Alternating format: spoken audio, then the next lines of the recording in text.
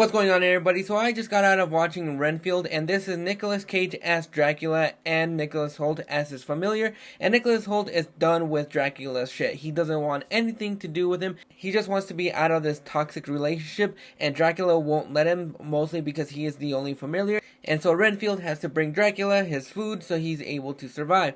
Now, I was very intrigued when I saw the trailer because I didn't know anything about this movie. I didn't even know it was coming out. But whenever you see Nicolas Cage on a poster or in a trailer, you know that he is going to be either phoning it in or he's going to be giving it his all. I saw the Red Band trailer when I went to go see Cocaine Bear, and I loved how bloody and gory it looked, and it is all that and some more. This movie was absolutely a lot of fun. This movie was everything that I wanted it to be, and it really didn't take itself too seriously. It knew where it was going, and it was headed in the right direction. I absolutely love Nicholas Hoult. I think he is fantastic. This movie kind of feels like it's an R-rated version of Warm Bodies, and that actually worked. This movie was bloody, it was gory, it was really funny. Nicholas Hoult was fantastic as Renfield, and just the little chemistry that he has with Awkwafina was absolutely fantastic. And as somebody that enjoys Awkwafina on screen, I thought she was absolutely delightful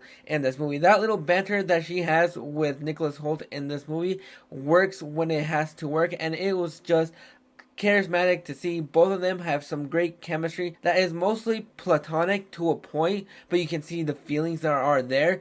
Nicolas Cage as Dracula is what got me intrigued in this movie, and can we just appreciate Nicolas Cage as a national treasure? I know for the past couple of years he's been bouncing from paycheck to paycheck. He'll do whatever is offered to him, and sometimes it'll work, other times it'll just absolutely fail. We just barely had a film earlier this year called The Old Way, and it was not the best.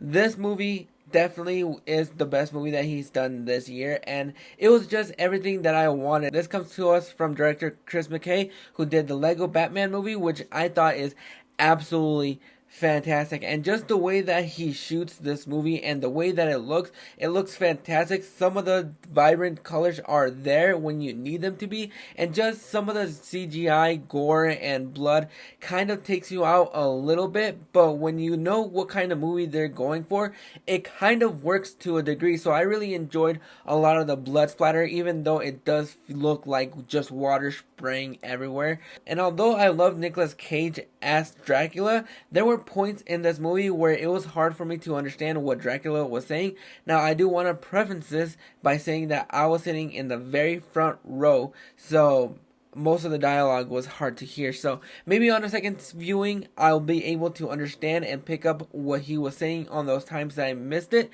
But other than that, he kind of had moments where he was over exaggerated, but that's what you get when you get Nick Cage. Some of the dialogue that he was saying was kind of hard for me to hear. Now, again, I don't know if it was because I was sitting in the very front row, which is not the very best place to sit. Thank God for luxury seats. But I really loved Nicolas Cage as Dracula. I thought he was fantastic. He doesn't have a lot of screen time per se because he's mostly gone for a large section in that middle section. But other than that, he was absolutely fantastic. Ben Schwartz plays the villain of this movie, and I absolutely adore and love him.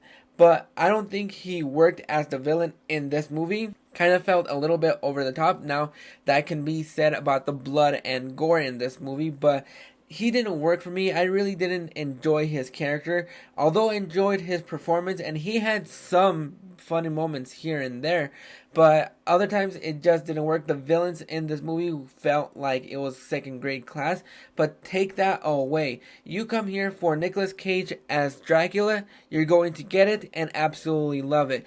But overall, I really had a lot of fun with this movie because it gave me everything that I wanted, plus a little bit more. Plus, I didn't expect this movie to be overall bloody and gory. I thought there were going to be some kills here and there where you would see some blood and gore, but I didn't expect it to go to this extent. And there is a fantastic action sequence between Nicholas Hoult and Awkwafina at an apartment that absolutely was so fun to see.